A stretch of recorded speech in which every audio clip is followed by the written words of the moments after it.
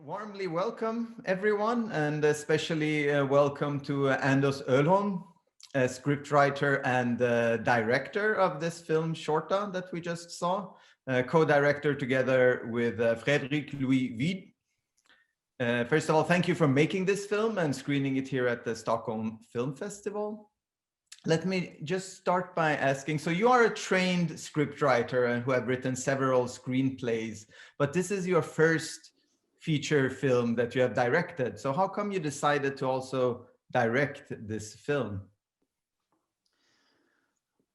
I've always wanted to direct, actually. And I think this happened a little bit by happenstance. Originally, I had the idea for this film around 10 years ago.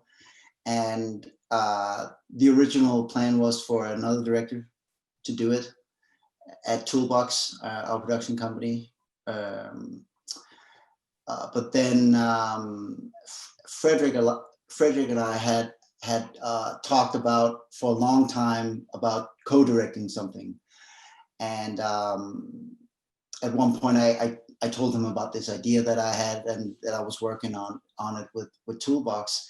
And we just, our sort of vision of how the film could be made was just, there were so many parallels and we were just so in tune with one another, and just decided to try and persuade the producers to make us make the film. And luckily for us, they were completely on board. So we're very grateful for the opportunity, that's for sure.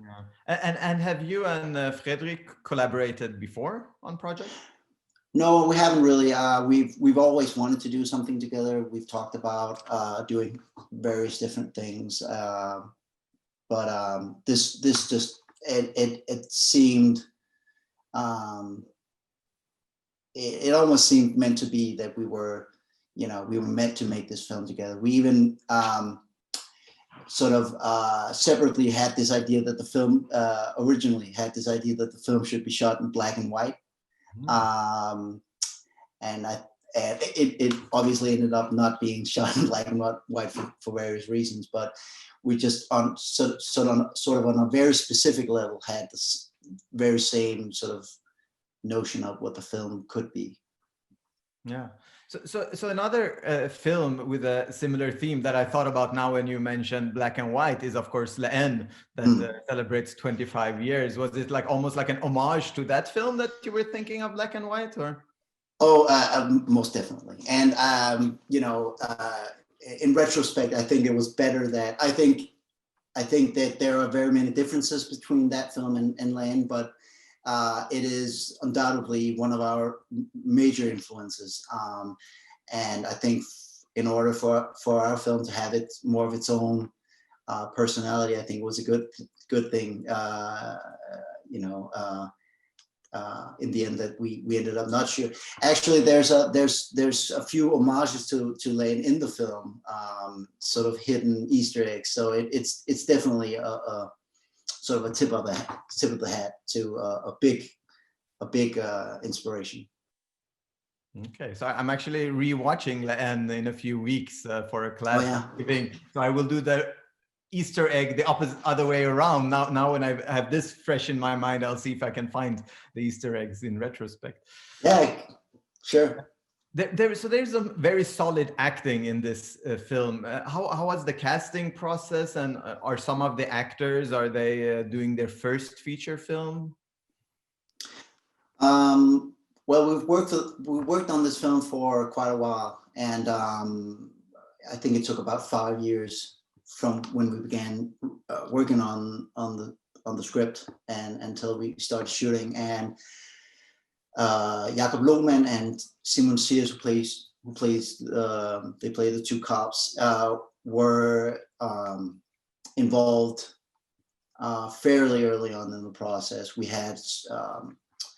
made sort of a workshop where we tried out different scenes and tried out different actors, and also to try and test the way we wanted to collaborate as co-directors. And they were part of that workshop, and we were just blown away. And actually, ended up sort of tailoring the script to them. Jakob Lohman is a seasoned actor who's been on a ton of stuff, and I've always admired him. We both have. And where Simon Sears is a little bit more of a newcomer. The kids don't have any real experience. Tarek Sayed, who plays Amos, is actually a law student and slash model. And Isa, who plays Isa, is a boxer. Sort of on an elite level, sort of Olympic level boxer, and had no experience.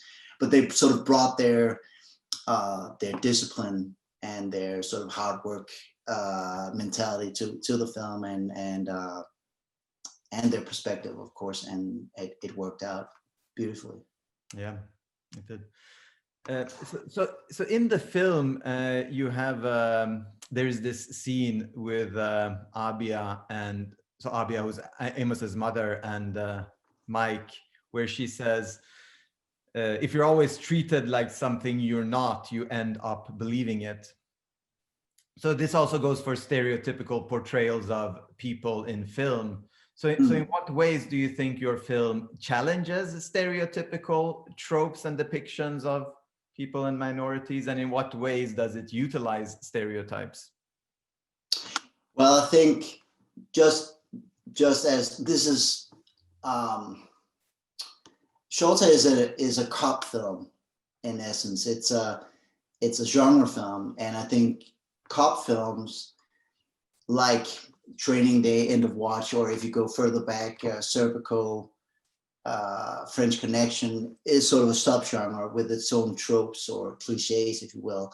And so we were very cognizant of trying to sort of work within those confines because it's a type of film that we love, both because of its aesthetic, but also in terms of sort of the themes that you can sort of grapple with, but also sort of subvert them and subvert expectations. And we tried to do that with the police officers, sort of nuance, it all had very much to do with nuance and sort of, I'm trying to think of specific ways we sort of subverted those expectations. I think it mostly had to do with sort of establishing an idea of a person and then slowly chipping away at that sort of exterior and finding out sort of along with the other characters that there's something underneath that's something completely different. And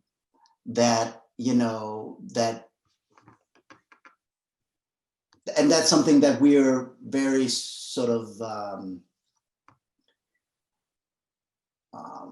we were very sort of motivated by trying to sort of show that the reasons for why people do it, the things they do, that people are not necessarily just one thing, either good or bad, that they are complex characters. All of us are complex characters, and you can't just put them in a box.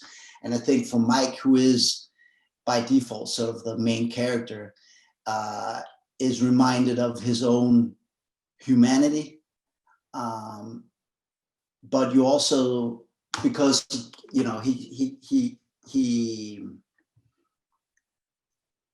he sees behind the curtain, he's reminded of other people's sort of of their humanity, and through that sort of process of that journey, he is reminded of his own sort of his own, where he started out, because he didn't start out being this hard-nosed sort of prejudice cop that he is. So I don't know if that makes sense at all, but no, thanks. And so this film premiered, to my understanding, last month in Denmark. Um, Yeah. so how has it been received there, both in terms of the film itself, but also in terms of like bigger political issues and debates about integration or what have you? Yeah.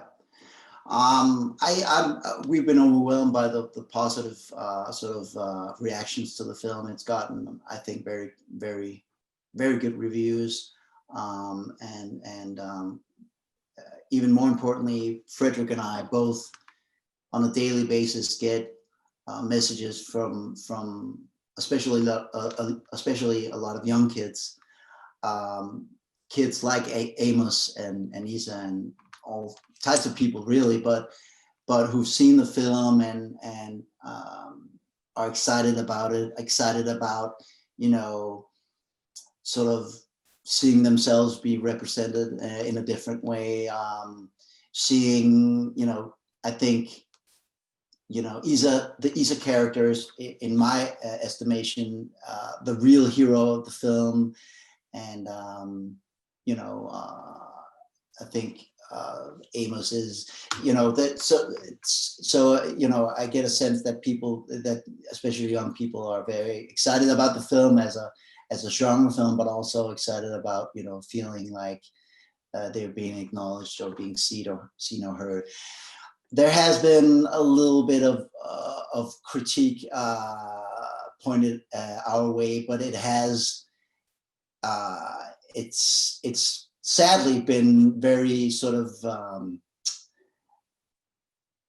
I'm trying to think of a diplomatic way to phrase it, but it's been very sort of social justice-y in its rhetoric, sort of very very very confrontational, very narrow-minded, and very hateful. And I think for us, you know, this film, the reason why I think it's interesting to tackle these kinds of issues within a genre film is that it can actually bring people together in a different way than if you make a film that's intentionally divisive or sort of political, or, you know, trying to be controversial. And we're actually not trying to be controversial. That's not to say that the film isn't political or it can't be controversial, but our sort of ambition was to make a film that could actually bring people together, people with different sort of perspectives, different outlooks, and get them to talk about the film.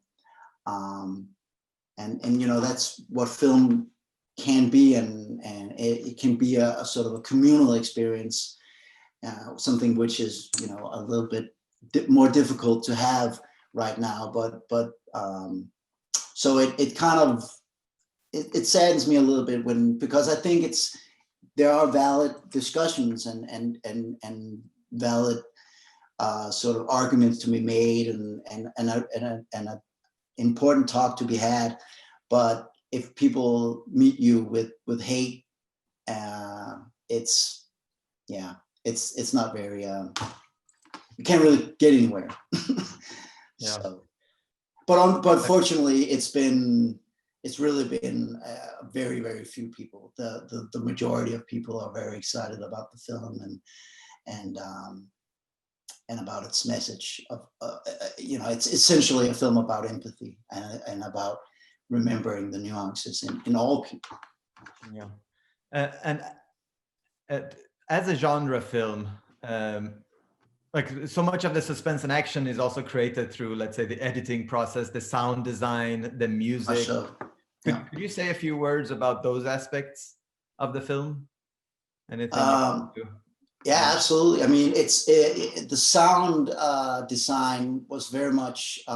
We made this film on a fairly low budget. I mean, we were very grateful for all the money we got, especially seeing as how we were, you know, first-time directors. But in terms of our sort of ambition level, it was a fairly tight budget, and so we had to sort of figure out various visual dogmas, narrative sort of rules to adhere by in order to make the film and make the film in a way that didn't feel restricted. And the sound design was very much a part of it. It's very much a sound film, if you will. And so we talked a lot about sort of establishing a threat and then reestablishing it. Also, sort of in terms of sound, we talked about the scenes on the beach in Dunkirk, for example, where you have these German fighter planes that have this very distinct sound.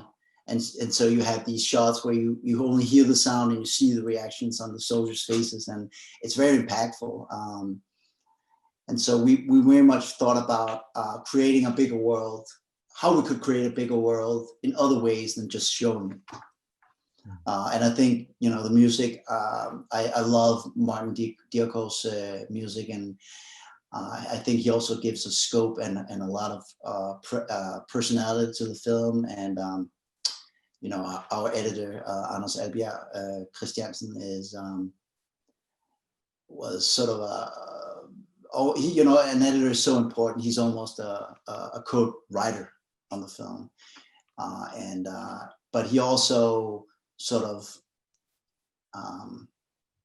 you know, he was, you know, almost the third director in that, in our sort of dynamic of having two directors who had to, you know, make a film together. So it all came together in a beautiful, beautiful way. Yeah. So, and congratulations for making your debut feature, and thank you so much for being with us here today, Anders Olholm, and thank you for the audience for being here and seeing this film. It was my pleasure. Thank you very much for having me.